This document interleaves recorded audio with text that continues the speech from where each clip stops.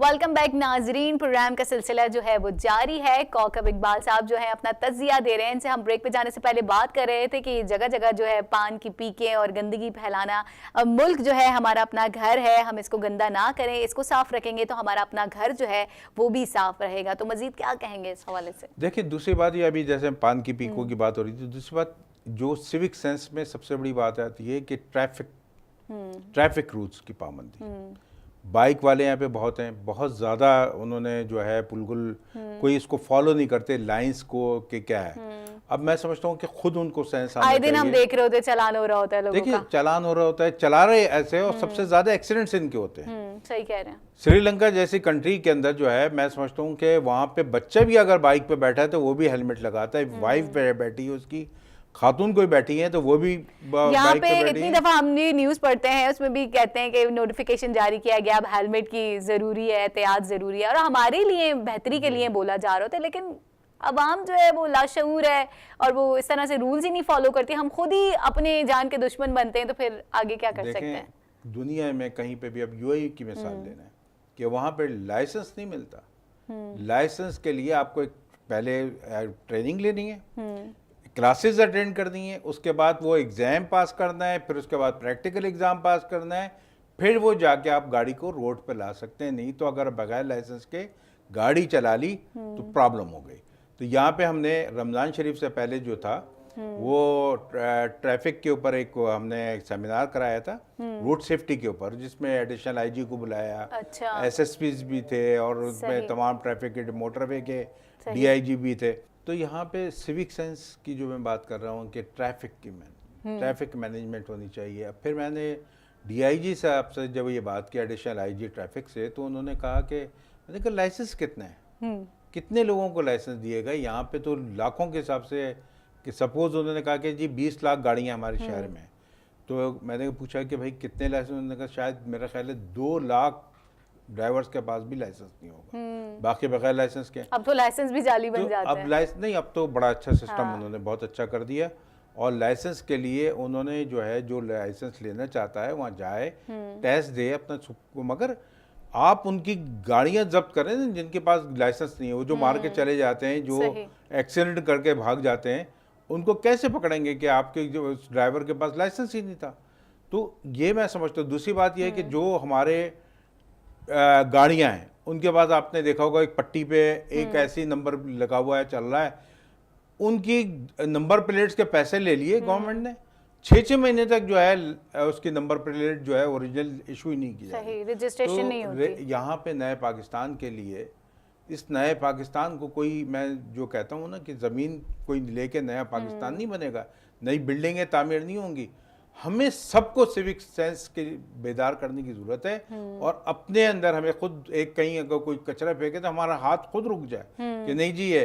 फिर दूसरी तरफ हुकूमत इसके लिए कानून साजी करे, कम से कम भी कचरा फेंकने वाले के ऊपर 10,000 रुपए फाइन, और डस्टबिन जो है वो भी जगह जगह इस तरह से लगाए जाए ताकि लोग जो है रोडों पे और इस तरह राह चलते कचरा ना फेंकें। म्युनिसिपैलिटी की ये वो जिम्मेदारी होनी चाहिए कि वहाँ पे लोग लगाएं, और उनको अगर वो कहीं बाहर, यानी अगर डस्टबिन में, मैं आपको बताऊं कि कोई आदमी वहाँ पे बाहर नहीं फेंक सकता। यहाँ पे डस्टबिन क्या, अगर वो फिल हो गया तो उसको जो है अगर 2 दिन तक नहीं हटाया जाएगा तो कहाँ फेंकेगा? तो यहाँ एक सिस्टम को डेवलप करना है। मार्केट एसोसिएशन जो है वो अपनी मार्केटों में, यहाँ पे तो लोग ये देखते हैं कोई खाली प्लॉट है, एक ने कचरा फेंका, थोड़ा थोड़ा थोड़ा करके सब कचरा फेंकना शुरू हो जाते हैं।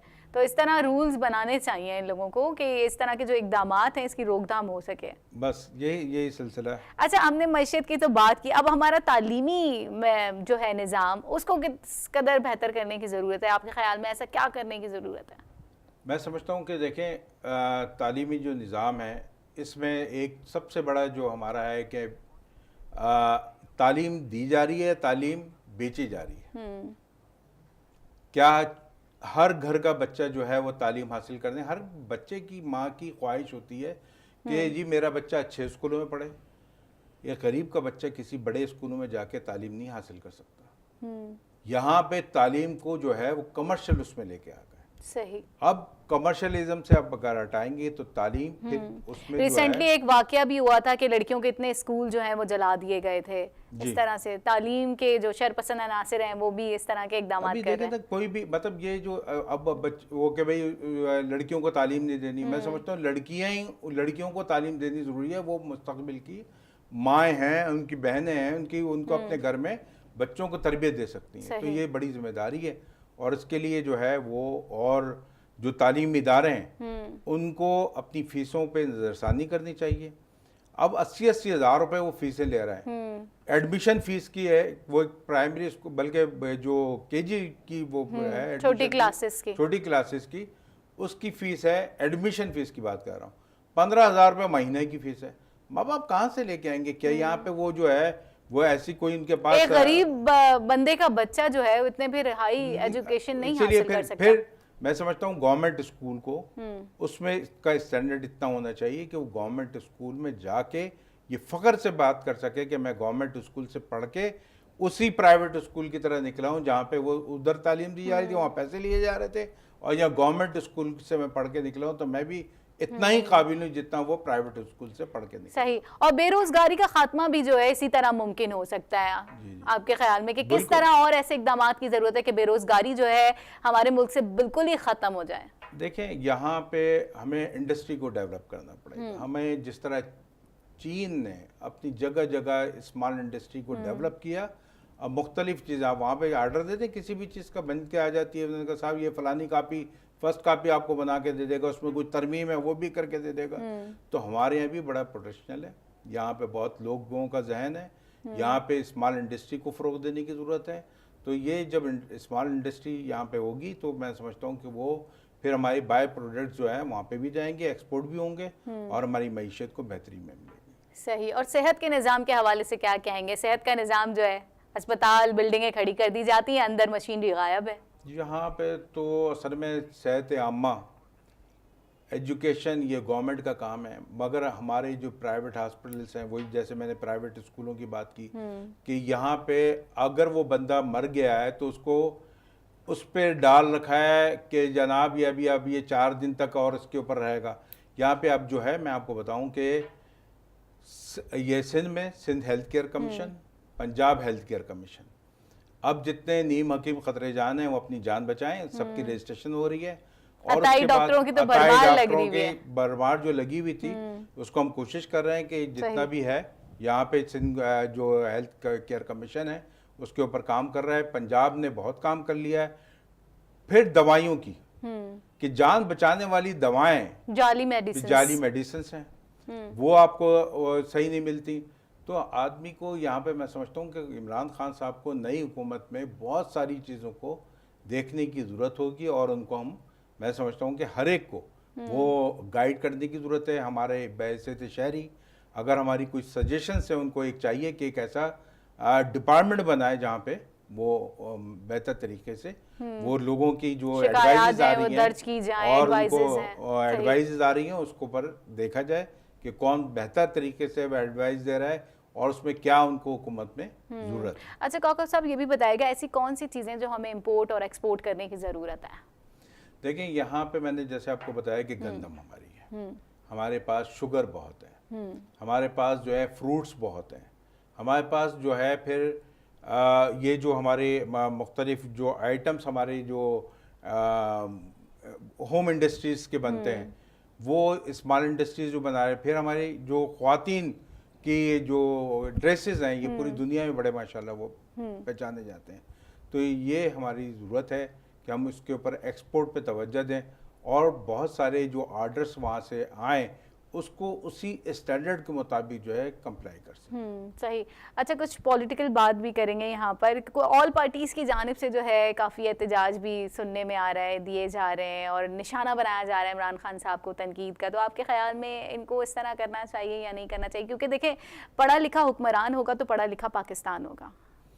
देखें, अब सियासी जमातों को समझ लेना चाहिए इलेक्शन हो गए और इलेक्शन के बाद फिर जैसे इलेक्शन होने के बाद फिर दोस्ताना माहौल रखना चाहिए सियासी पार्टियों को, ताकि आने वाली हुकूमत उनके साथ कोई अब एहतजाजी पॉलिसी ख़त्म करनी चाहिए। इससे मईशत तबाह होती है और उसको काम करने के मौके कम है। असेंबलीज मौजूद है, आपको कोई बात है असेंबली के फोरम से उठाएं, मगर ये सड़कों पे धरने की सियासत शुरू हो चुकी है। ये देखिए, इससे क्या होता है, जो बेचारा मरीज जा रहा है वो नहीं हॉस्पिटल पहुंच सकता, कोई अगर स्टूडेंट जा रहा है वो अपने एग्जाम देने की जगह पे नहीं पहुंच सकता। तो मैं समझता हूं कि अब सियासतदानों को एक अपना बहुत ही अच्छे तरीके से किरदार अदा करने की ज़रूरत है, तब जाके ये बेहतर बनेगा पाकिस्तान, अब नया बनेगा पाकिस्तान। बिल्कुल नया बनेगा पाकिस्तान। और मजीद हमारे पाकिस्तान में क्या कुछ तब्दील करने की ज़रूरत है आपके नज़रिए में कि हाँ ये इकदाम ऐसे होने चाहिए इस तरह से? देखें, मेरी नज़र में जो है सबसे पहले हमें जो 4-5 जो बड़ी चीज़ें हैं उसमें तालीम का जो शोबा है उसके ऊपर, उसमें फिर हमारी जो सयाहत है उसके ऊपर के हमारे यहाँ जो पहले आप ये देखते थे कि ये पूरी दुनिया से लोग हमारे यहाँ आते थे और वन विंडो ऑपरेशन के तहत उनको ऑन अराइवल भी वीज़े देने चाहिए, ताकि हमारे यहाँ जो टूरिस्ट है, टूरिज़्म इंडस्ट्री बहुत अच्छी है। हमारे तमाम जितने भी वहाँ के जो नॉर्दर्न एरियाज हैं बहुत खूबसूरत हैं कि वो लोग कहते हैं स्विट्जरलैंड से ज़्यादा अच्छा। बिल्कुल। तो आप अब कई लोगों ने फेसबुक पे भी आपने देखा कि स्विट्जरलैंड की तस्वीर डाली और उसकी डाली, तो वो दिखाने की कोशिश करते हैं। तो इसको फ़रोग करने की, इसको जो टूरिज़्म है, टूरिज़्म इंडस्ट्री अगर हमारे यहाँ होगी तो फॉरेन एक्सचेंज आएगा और उसके तहत हमारा मुल्क जो है पूरी दुनिया में माशाल्लाह मशहूर तो है और ज़्यादा बेहतर तरीके से हमारे यहाँ लोग जो है इसको मोहब्बत करेंगे और मोहब्बत की ज़बान यहाँ पे बोले, उनको अखलाक समझाएं कि हमारे यहाँ कोई टूरिस्ट आता है तो वो टूरिस्ट जो है उसको बड़े अखलाक से, प्यार से, मोहब्बत से, ऐसा नहीं कि छीने झपटी शुरू कर दें। तो ये एक बहुत इंपॉर्टेंट चीज़ है जिसके ऊपर तवज्जो दें। सही। मजीद भी गुफ्तगू का सिलसिला जारी रहेगा, मगर यहाँ वक्त हुआ एक शॉर्ट ब्रेक का।